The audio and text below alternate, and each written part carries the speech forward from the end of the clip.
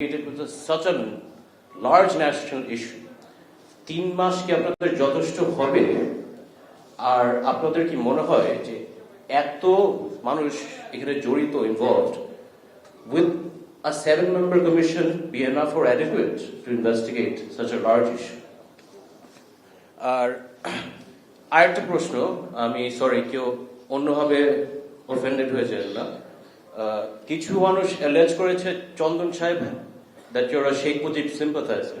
I বলছি না you are, alleged করা হয়েছে. And would it impact the investigation? তো আপনার থেকে একটু আমরা শুনতে চাই. Please কষ্ট করেন না. It's just a legitimate question. Pilkhana is a large issue. বাংলাদেশের ইতিহাসে কিন্তু পৃথিবীর ইতিহাসে কিন্তু এত বড় একটা ইস্যু হয়নি. So আপনাদের কাছে কিন্তু অনেক বড় একটা দায়িত্ব. You have a huge responsibility.